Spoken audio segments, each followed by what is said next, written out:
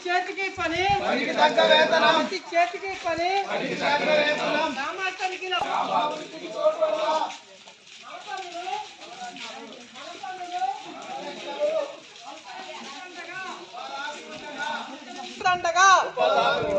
ప్రతి చేతికి పని ప్రతి చేతికి పని ప్రశ్నిద్దాం వచ్చిందండి వచ్చింది తెచ్చిందండి తెచ్చింది వచ్చిందండి వచ్చింది తెచ్చిందండి తెచ్చింది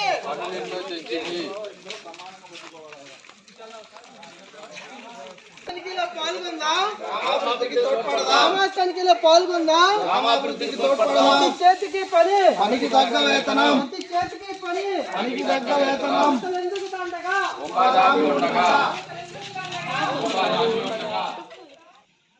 చట్టంలో ఏముందంటే 15 రోజుల్లో మీకు వేతనాలు కూడా ఏదైతే రేట్ ఉందో అది ఇవ్వాలని చెప్పని ఉన్నది. చాలా మంది డౌట్ రావచ్చు, మీరే అక్కడ నుంచి ఎన్టీఆర్ జిల్లా నుంచి వచ్చేసి గ్రామ సభ్యులు పెట్టి చేసి కుర్చీలో కూర్చొని 15 రోజులు వేతనాలు ఇవ్వాలని చెప్పంటున్నారు. మాకు 4 నెలలైనా మాకు డబ్బులు రాలేదు, దానికి ఎవరు సమాధానం చెప్తారు? మీరు ఇంట్లో చెప్తారు అంటున్నారు, మీరు వేయట్లేదని చెప్పనేది. అయితే ఈ వేతనాలు అనేది కూడా ఈ డబ్బులు అనేది కూడా మన రాష్ట్ర ప్రభుత్వం లేకపోతే ఇక్కడ ఎండిఓ గారు లేకపోతే మన జిల్లా స్థాయి అధికారులు వేసేది కాదు. కేంద్ర ప్రభుత్వం నుంచి రాష్ట్ర ప్రభుత్వం ఇక్కడ వచ్చి మనకి వాళ్ళ డబ్బులు రిలీజ్ చేయాలన్నట్టు ఉపాధి పట్టణం చట్టంలో వచ్చి డబ్బులు వేయటం ఇవన్నీ కూడా రిలీజ్ చేయడానికి వారి దగ్గర ఉన్న డబ్బులు చూసుకొని మళ్ళీ ఆ పరిస్థితిని బట్టి వారి అడ్జస్ట్మెంట్ చూసుకొని వాళ్ళని కూడా డబ్బులు రిలీజ్ చేస్తున్నారు. అయితే ఆ రిలీజ్ కార్యక్రమం ఇంకా డబ్బులు మిగిలి ఉన్నాయి కాబట్టి డబ్బులు రావాల్సి ఏదైతే ఉందో అది నేరుగా మీ అకౌంట్కే అవకాశం లేదు. అయితే కొంత అడ్జస్ట్మెంట్ అనేది రోజువారీగా డబ్బులు వస్తేనే మా కుటుంబం గడవడం వల్ల కొంత ఇబ్బంది అయి ఉండొచ్చు. కానీ ఒకసారి మస్టర్లో పేరు పడడం తర్వాత ఆధార్ వేసిన తర్వాత 21 రూపాయలు కూడా పక్కదారికి వెళ్ళడానికి అవకాశం లేదన్నట్టు. నేరుగా ఆధార్ కార్డు సంబంధించినటువంటి నెంబరు ఏ బ్యాంక్ అకౌంట్కి అయితే మీకు లింక్ అయి ఉంటుందో ఆ బ్యాంక్ అకౌంట్తో నేరుగా మీ డబ్బులు అనేది కూడా కేంద్ర ప్రభుత్వం నుంచి కూడా మీ అకౌంట్కే పంపించాలన్నట్టు. 21 రూపాయలు కూడా ఫిల్. ఈ రకంగా కొంత జాప్యం అయితే మనకి ప్రభుత్వ పరంగా కొంత జాప్యం అయితే ఉన్నది డబ్బులు పడే విషయంలోని. అది తప్పనిసరిగా అది ప్రభుత్వం తీసుకువెళ్తాము. మన గ్రామీణ శ్రామికులకు సంబంధించిన గురించి డిమాండ్ చేస్తాను అడుగుతారని చెప్పేసి కూడా దాన్ని తీసుకువెళ్తాము. ఓకేనండి. అలాగే ఇంకా మనకి రైతువారి పనికి వెళ్తాం. రైతువారి పనికి వెళ్ళినప్పుడు మనకి ఆడవారికి ఒక రేటు మగవారికి ఒక రేటు ఉంటుంది. అంటే రోజువారీ వేతనం అవునా కదా. ఇక్కడ ఎంత ఇస్తారు మగవారికి రేటు? పథకంలోని మరి పనికి వచ్చినట్లయితే ఇక్కడ ఏం చెప్తుంది, ఆడవారికి మగవారికి కూడా సమాన వేతనం. ఈరోజు గరిష్ట వేతన ప్రకారం ఎంత వేతనం మీరు పొందాలని చెప్పాలి?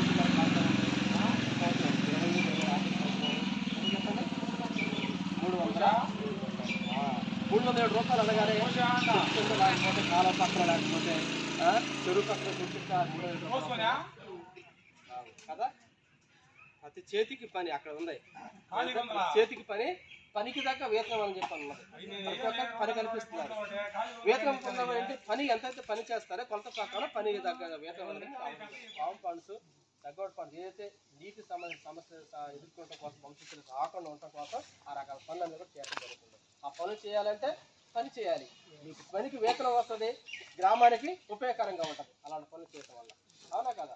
అందుకని మీరు ఫీల్డ్ డబ్బులు మీ జేబులో డబ్బులు అయినా మీరు పోట్లాడొద్దు. ఏంటి ఎవరు చెప్తున్నా, మీరు ఎవరు పొలాల పక్కన ఆ కాలువ పని చేసినప్పుడు ఆ రైతులు మీరు దగ్గరుండి మాకు ఈ రకంగా లోతు కావాలి, ఇంతైతే మాకు నీళ్ళు వస్తాయని చెప్పనేసి వీళ్ళతో మీరు దగ్గరుండి పని మీరు ఇలా కావాలని చెప్పి చెప్పొచ్చు, సహకరించవచ్చు. అవునా కదా. ఎవరి ద్వారా చేపట్టాలి? గ్రామ సభ ద్వారా, మండల సభ ద్వారా, జిల్లా సభ ద్వారా మన పనులు గుర్తించడం జరిగింది.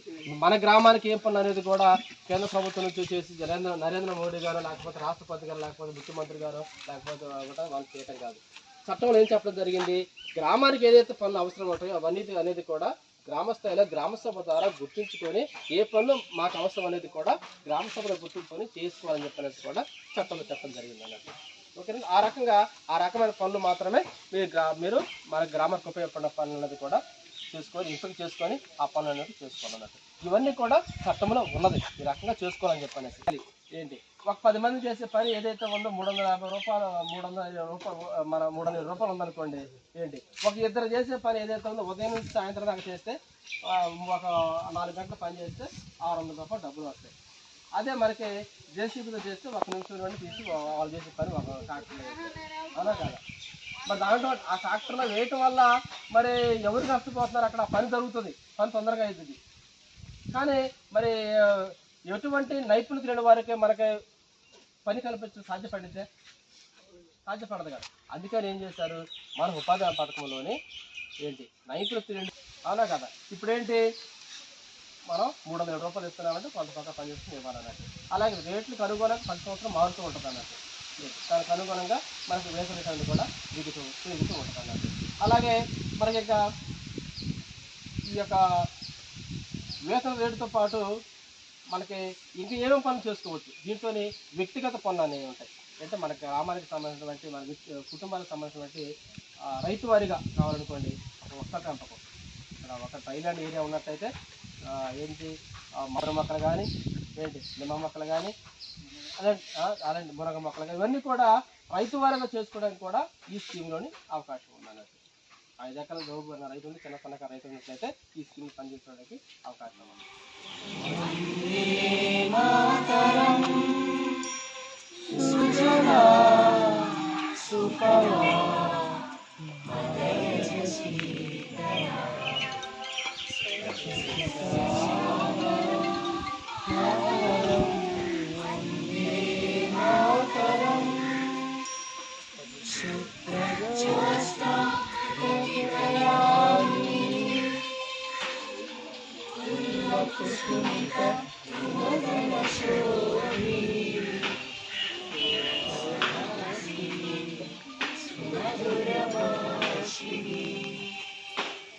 Sukhadam